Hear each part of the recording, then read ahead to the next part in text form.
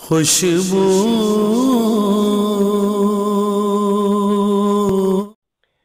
بسم اللہ الرحمن الرحیم الصلاۃ والسلام علیک یا رسول اللہ وعلی آلک واصحابک یا حبیب اللہ۔ معزز ناظرین و سامعین،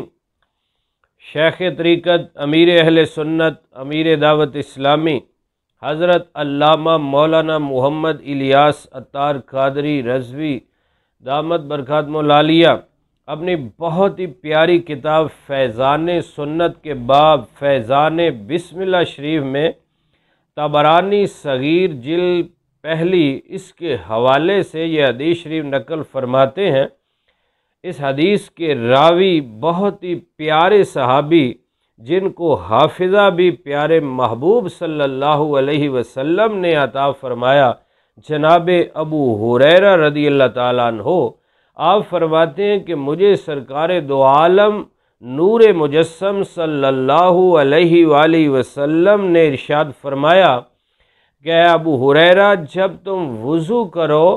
تو وضو کرتے ہوئے بسم اللہ والحمد للہ یہ پڑھ لیا کرو۔ اس کی برکت سے جب تک تمہارا وضو باقی رہے گا، فرشتے یعنی تمہارے فرشتے جو کرامن کاتبین ہیں، لکھ رہے ہیں، وہ تمہارے نامہ اعمال میں برابر نیکیاں لکھتے ہی رہیں گے۔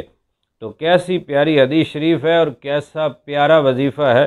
کہ وضو تو ہم نے کرنا ہے، لیکن اگر وضو کرتے ہوئے بسم اللہ الرحمن الرحیم پڑھا تو اس کی فضیلت بھی ہے کہ بندے کے سارے جسم کے گناہ معاف ہوں گے، یعنی صغیرہ گناہ بخش دیے جائیں گے۔ اور یاد رہے کبیرہ گناہوں سے پہلے توبہ کرنا ضروری ہے، وہ توبہ سے معاف ہوں گے، پکی سچی توبہ کر لی جائے اور آئندہ اس سے بچا جائے۔ باقی صغیرہ گناہ معاف ہوں گے، اور اگر اس کے ساتھ ہی پہلے مکمل بسم اللہ شریف پڑھ لیں اور اس کے بعد اگر یہ بھی پڑھ لیں بسم اللہ والحمد للہ، تو جب تک وضو رہے گا فرشتے نامہ اعمال میں نیکیاں لکھتے رہیں گے۔ اور دوران وضو ہر عضو دھوتے وقت، ہر جسم کا حصہ جب دھوئیں گے، ہر عضو دھوتے وقت یا قادر اللہ تعالیٰ کا مبارک اسم یہ پڑھتے رہیں تو انشاءاللہ عز و جل دشمن سے حفاظت ہوگی، اس کو دشمن اغوا